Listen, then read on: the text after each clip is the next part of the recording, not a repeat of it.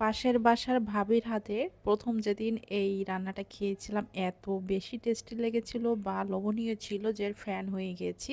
তো আজকের এই রেসিপিটা আমি ভাবির রেসিপিতে শেয়ার করব। আশা করব আপনাদের কাছে ভালো লাগবে। এর জন্য এখানে আমি 800 গ্রাম গরুর মাংস নিয়েছি, হাড়, চর্বি এবং তেল সহ। তো মাংসটা একটু ছোট করে কেটে নিয়েছি, গরম মশলা দিয়েছি, সাথে একটা বড় এলাচ দিয়ে দিচ্ছি কালো। এরপর হাফ কাপ পেঁয়াজ কুচি, 1 টেবিল চামচ আদা রসুন বাটা, 1 চা চামচ ধনিয়ার গুঁড়া, 1.5 চা চামচ মরিচের গুঁড়া, হাফ চা চামচ হলুদের গুঁড়া। মাংসের মশলা দিয়েছি এখানে 1 চা চামচ পরিমাণে, আর তেল দিয়ে দিচ্ছি 1/4 কাপ পরিমাণে। এখন হাত দিয়ে ভালো করে মিশিয়ে নিচ্ছি। আর লবণ দিতে ভুলে গেছিলাম, তো এরপর লবণ দিয়ে দিচ্ছি 1 চা চামচ পরিমাণে।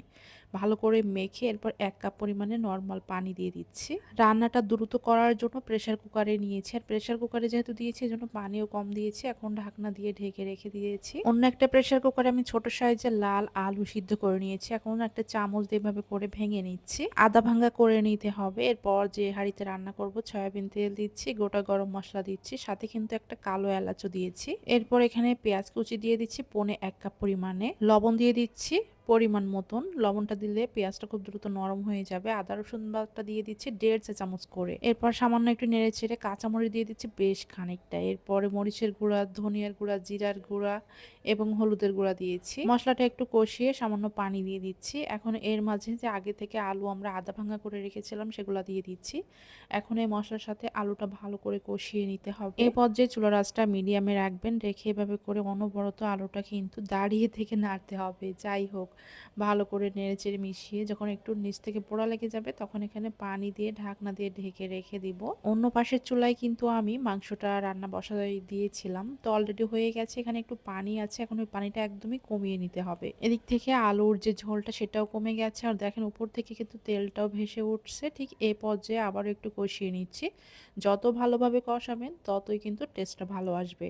এবার ঝোলের জন্য পানি দিয়ে দিচ্ছি। এ পর্যায়ে 1/4 চা চামচ রাঁধুনি গরম মশলা দিয়ে দিচ্ছি, দিয়ে এখন ঢাকনা দিয়ে ঢেকে রেখে দিব। আর এদিক থেকে কিন্তু মাংসটা ভুনা হয়ে গেছে। এই যে এখন আমি আগে থেকে যে আলুটা রান্নায় বসাই দিয়েছিলাম, ঝোলটা অনেকটা কমে গেছে। এ পর্যায়ে মাংস দিয়ে দিচ্ছি। যখন দেখবেন আলুর ঝোলটা অনেকটা কমে গেছে তখনই কিন্তু মাংস দিতে হবে।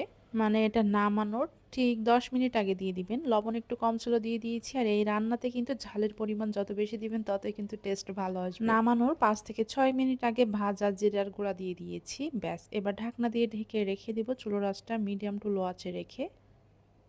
এখানে আর কিছুই দেয়া লাগবে না, শুধু লবণটা টেস্ট করলেই হয়ে যাবে। আর এটা আরেকটু ঝোল কমে গেলে আমি নামিয়ে নিব।